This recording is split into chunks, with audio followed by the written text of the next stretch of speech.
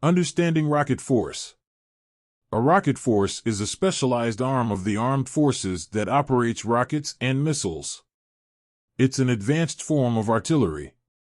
Need for a dedicated rocket force. The creation of a dedicated rocket force could lead to better management of missile inventory and decrease reaction time.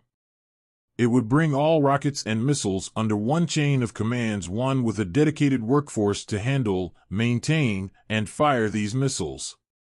Role in future warfare. Future wars are likely to focus on swiftly and decisively dealing a crippling blow to the enemy's strategic and essential infrastructure without committing legions of troops on the ground. Missiles will play a crucial role in this scenario. Streamlining management. The management of rocket forces should primarily be administered by the Indian Army for efficiency and optimization in handling land-based missile systems. Creation of Theater Command. The rocket force will augment the process of creation of the theater command and thus improve the overall jointness of the three services. Comparison with other countries. Countries like China have already established their own independent rocket forces for. The People's Liberation Army Rocket Force, PLARF, has the ability to mount a major conventional missile strike campaign against critical military and civilian targets. Potential challenges. The command and control of the force can initially be vested within a single service, i.e., the Indian Army, and later can be made rotational. A rotation system will require common professional military education, PME, system. Strategic implications. The strikes in Uri and Balakot and the actions at Kailash Range have reinforced the dictum that an operational space exists between two nuclear-armed adversaries for waging warfare that does not cross into the nuclear domain. Current scenario in India. India has a dedicated Strategic Forces Command for managing its nuclear missiles. All non-nuclear missiles are distributed among the three forces. The decision to place the rocket force under the control of the Indian Army, or to maintain it as a separate entity, involves many strategic, logistical, and geopolitical considerations.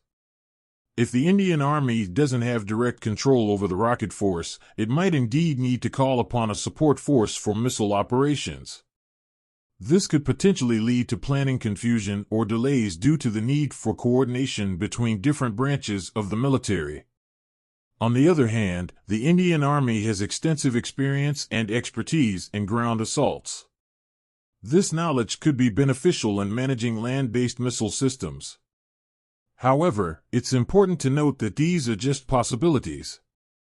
The actual impact would depend on various factors, including the specifics of the command structure, communication protocols, training of personnel, and so on. In any case, it's crucial that any decision made should aim to enhance the efficiency and effectiveness of India's defense capabilities. It's always beneficial to have open discussions about these topics to ensure informed decisions are made. Indeed, the IA may not be able to count on air support early on in a future conflict. Rather, the IA's own long-range precision vectors may have a key role to play in enabling both offensive and defensive air operations. Essentially, the announcement to set up an IRF is a clear signal that India will use SSMs in both mass and precision during the course of a limited war and is wholeheartedly embracing the era of non-contact warfare in a joint force environment. Ultimately, the growth of India's own missile development and production ecosystem has enabled its military to envision a rocket force. As the chairman of the Defense Research and Development Organization, DRDO, Satish Reddy recently put it, India has complete Atmanirbharta, self-reliance, in the missile technology.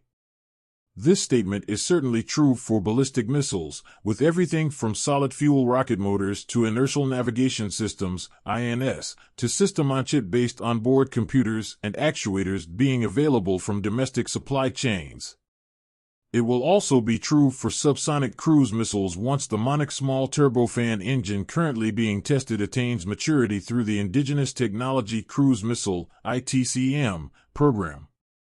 However, technology development remains to be done in the realm of liquid-fuel ramjet engines and even control systems for supersonic cruise missiles similar to the Indo-Russian BrahMos. Both hypersonic glide vehicles and scramjet-powered hypersonic cruise missiles are also under development at the moment.